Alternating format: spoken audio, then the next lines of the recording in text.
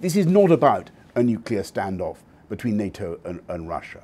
This is not about nuclear weapons. And Ukraine must win. And Ukraine will win. If Russia were to use a nuclear weapon, what happens is that the West, I'm afraid, will be obliged to launch retaliatory action. Emmanuel at one stage said, Putin must not be humiliated. And we started from a very different position. You can't negotiate with Putin because he's so patently untrustworthy. Boris Johnson, former Prime Minister of the United Kingdom who helped so much Ukraine to fight Russian aggression. This year he has been awarded as a friend of Ukraine, and after the award ceremony he agreed to talk to us. Boris Johnson, you have just been awarded as a friend of Ukraine, and it's well deserved because last spring you've been the first Western leader who visited Kyiv. But can you tell me, why do you support Ukraine? Ukraine is quite a remote country from the United Kingdom. Why are we so important to you? I think it's one of the most extraordinary features of the UK's response is how strong it is. All the people in the United Kingdom have very passionate feelings of support for Ukraine. It's very noticeable. You can see it on buildings everywhere. People fly the Ukrainian flag. And do you know what I think it is? I think people were just shocked that an aggressor could attack an independent country like that. I was lucky. I went to Ukraine when I was Foreign Secretary a couple of times, first in 2016 and then I think a bit later. And it's an amazing country. It's beautiful. It was clearly on a different path from Russia. It was clearly a country that had a totally different vocation, a destiny, a different sense of nationhood. I've never seen anything so clear-cut in foreign policy in the last 50 years. You know, I've never seen something that was so clearly black and white, good and evil, right and wrong. And right is on the side of Ukraine. And Ukraine must win. And Ukraine will win, by the way. We will return to Ukrainian victory a bit later, but may I ask you, when did you personally understood that Ukraine will survive? Because for many in the very beginning, in spring, it was not so evident. It's very interesting. So I've got to tell you that the advice we were getting before the invasion began, so when the 115 battalion tactical groups were assembling on the border, and it was a horrific scenario, I was getting daily reports from Defence Intelligence in the UK, and I've got to tell you, Sergei, they were not optimistic about Ukraine's ability to hold on. And to be absolutely frank, they told me that it would be over in a matter of days, and that, you know, there was nothing that was really going to be able to stop Putin driving all the way to Kyiv with his tanks in a week or so. But I was skeptical because, as I say, I'd been to Kyiv. I talked to veterans of the Donbass. I thought, these guys are going to fight, and they're very brave fighters too. And they've had a long time since 2014 to learn about warfare. So what I said to my people, they kept saying, it's going to be over soon. And I kept saying, yeah, but you don't understand. I think Ukraine will fight.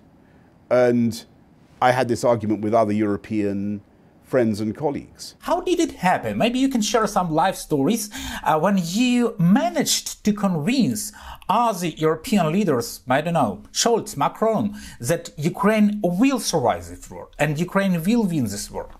I'll tell you, Sergei, I'll tell you how I think we were able to win the argument. Because, let's be in no doubt, I think that some of our friends started in a very different position. So in France and in Germany, they had this tradition of the Normandy process and the Minsk agreements, and they were used to engaging with Russia, trying to persuade Russia and Ukraine to negotiate. After Russia had already invaded in 2014. So they were in a kind of logic of negotiation and trying to find a deal. And if you remember, Emmanuel at one stage said, Putin must not be humiliated. And we started from a very different position. We thought there's only one way out. Ukraine must succeed and Putin must fail.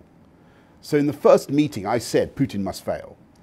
And everybody, it took a while to get people to agree to this because everybody was going, well, fail? That, you know, that's a big thing to ask for Putin. Everybody's a bit, in my view, a bit superstitious about Putin. They're wrong.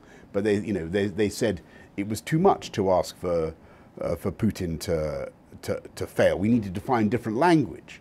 And I said, no, Putin must fail and Ukraine must succeed. And that means at the least driving Putin out of all the areas he has taken, at the least, since February the 24th. But I tell you how, but let me explain how we were able to win the arguments. It was because fundamentally there was no alternative to Ukrainian military success. Because whenever my colleagues from other European capitals began to think about some negotiation or some peace plan or some deal, some land for peace deal, the idea crumbled immediately in the discussion because you can't negotiate with Putin because he's so patently untrustworthy. And so that argument never worked.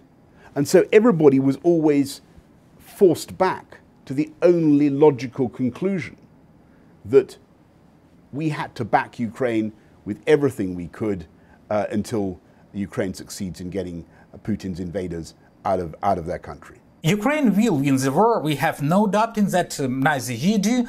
But could you let us know, what is the victory for you? Look, I can't be more Ukrainian than the Ukrainians. And it's in my Ukrainian, even my, all I can say is Dziękuję and Dobry dzień and a few phrases like that. Dobry dzień, everybody. I'm Boris Johnson from London. It's up to you, to the sovereign people of Ukraine. We do have answers, but you also have your ideas. I would say, okay, it's up to Volodymyr Zelensky. He has to decide. But I would say that it's going to be, at the very minimum, before you can even begin to talk about anything with the Russians, with Putin, they have to get out to the status quo ante February the 24th. Let me reflect on what you said about 21st of February as a status quo. I would say that it's more than pessimistic, because losing Donbass and Crimea for Ukraine would be a defeat, a huge defeat. And I would say that it's unacceptable. And in Ukraine, all public surveys show that even losing Crimea is not accepted by more than 90% of Ukrainians. And I understand that now. I can see the Ukrainian case for recovering everything, for the Crimea, the Donbass, the lot. And I'll tell you why. Because, number one, it's the law, it's the border, it's the boundaries of Ukraine. And it was the second point, it was the failure to observe the international boundaries that was the disaster in 2014. It was because the West was weak, and we didn't stand up for Ukraine in 2014, and we launched this hopeless Normandy process, which got nowhere, and Putin was able to keep twisting the knife in the wound, keep agitating. He saw that in the end he would be able to have another go, and so what I'm saying is I understand the logic of why any Ukrainian would want to get back to the status quo before 2014. I totally understand that. But will West support it? Will West support our fight for Crimea? Or will West not stop us? No, look, I think that, first of all, let's help you get back Melitopol and Mariupol Berdyansk and all the land bridge and get that needs to happen first, I think. I think, frankly, once that happens, the geostrategic position will be very, very different. And Ukraine will be in an immeasurably stronger position. And the Kremlin, with Putin, will be it will be very, very much weaker. And I have to say something else. I think that before the war, you know, NATO membership for Ukraine was kind of off the table. There weren't enough people in NATO who would support it, and there were quite a lot of people who were against it. But I'm afraid to say that the one person who has made an overwhelming case for Ukrainian membership of NATO is Vladimir Putin. And by the way, he has not only helped to massively to strengthen Ukraine's national pride and sense of what it can do, but Vladimir Putin has also greatly strengthened NATO. You know, he's made NATO great again, and he now has 2 more NATO members on his western border. I'm afraid that if Kremlin will return to nuclear threats, that will threaten West so much, and the alliance would not be that much united, even after first threat, not to say after first launch of nuclear weapons. Would you agree with that? I think that what I noticed when I was doing the job of UK Prime Minister was every time we thought that the Western alliance was going to be divided, I would go to G7 or NATO or whatever, G20, any big meeting, and everybody always said in the run-up, oh, it's going to be there'll be a fight about Ukraine, the doves and the hawks will disagree. Nonsense. Because of the logic of the argument that I described earlier, we always came out united. And on the nuclear thing, we've sent a very clear message to Putin, and he's heard that message. And it is very important that we don't allow him to transform this into a conversation about, you know, a nuclear standoff between NATO and Russia. This is not about a nuclear standoff between NATO and Russia. This is not about nuclear weapons. This is about Putin using conventional forces in an absolutely criminal and barbaric attack on a neighboring country, a sovereign neighboring European country. And all we are trying to do is give our friends the ability to protect and defend themselves and kick the invader out. That's all this is about. We should not be trapped by Putin into talking about some nuclear logic or standoff.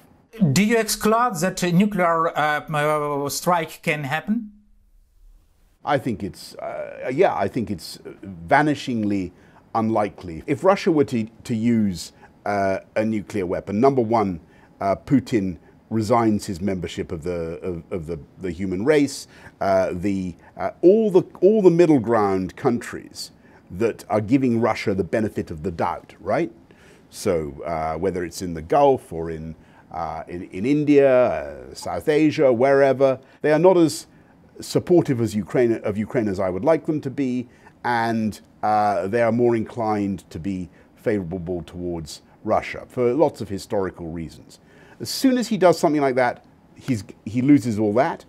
Plus, what happens is that the West, I'm afraid, will be obliged to launch retaliatory action of one kind or another, which we've spelled out to him.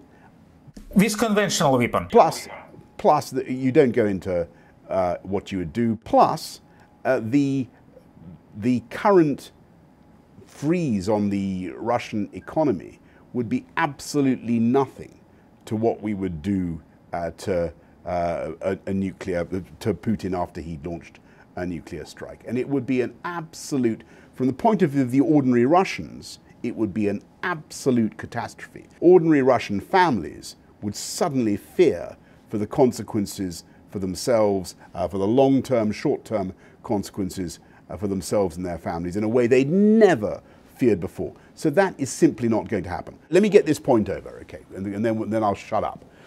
But escalation at every stage, and I faced this at the very beginning when I wanted to help Ukraine.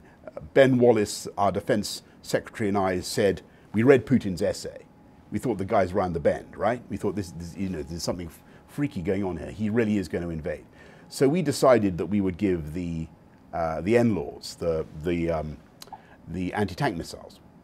And our officials said, no, if you do that, you will escalate. You will provoke Putin, right? And that's always been the argument. So like with the tanks or with aircraft, no, you mustn't do this, it will provoke Putin. That argument is, I think, hollow. It's false. What needs to happen is Ukraine needs to be helped with the maximum support, conventional support, to end this horrible, horrible conflict as fast as possible and to free the people of Ukraine and have peace again. That's what needs to happen. Let me ask a very important question about end of the war. Don't you consider a scenario that Russia loses, Putin is out or maybe in jail, if that is possible, and even Russia dissolves, broken in pieces? I don't think that we have to worry about Putin's political career. You know, it's not our job to be his advisors about whether he's going to survive in the Kremlin or not. That's not my job. Our job is to help Ukraine to win as fast as possible. And when that happens, I think actually that you look at the polls, you look at the way that Putin controls the media, the organs of opinion in Russia, he will have no difficulty persuading the Russian population that his special military operation has been a special kind of success in a particularly special way that he will explain to them. And you know, he will say that Ukraine has been denazified, right? And so all the Nazis who never actually existed. Losing Crimea, it's impossible. If he loses Crimea, it's his treasure. He will not be able to do that. Well, I defer to your opinion, Sergei. I think that he has a lot of political space. He has a lot of political space to tell the Russian people that he's achieved his objectives in Ukraine. You know, I'm not saying it's going to look like a very persuasive case. So Russia would not dissolve? I don't think so. No. Why? I think that Russia is a great, proud old country, and Russia is not going to dissolve. But again, I want to stress that the objective of the UK, the objective of NATO, the objective of all Ukraine's friends is not to have any particular outcome in Moscow. Our objective is to protect and help Ukraine and have a free, sovereign, independent Ukraine. Thank you very much, Mr. Johnson, and thank you from Ukraine that will certainly become member of the NATO and a free, prosperous, democratic state. I believe in that. I hope you do. I think absolutely, and I think that the path, and the UK looks forward to helping the reconstruction of Ukraine, but also the creation of the new security architecture for Europe that will mean security for Ukraine and also security for Russia as well, and that can be done. Okay, what do you want me to do? Yeah, we're going to present the award. Oh, the award. Okay, fantastic. Yeah. Fantastic. Well, it's a great honor for me, Sergei, and thank you to everybody at Ukrainskaya Pravda for this award, which is an absolutely beautiful object, and I will treasure it. It'll be very useful for attacking a burglar in the middle of the night. Yeah, that's right. That's the right way around. Yeah. Yeah. It's got to be blue on the. It's blue sky. It's the. You want the yellow at the bottom and the blue at the top. It's very easy. Bye bye. Thank you. Bye bye.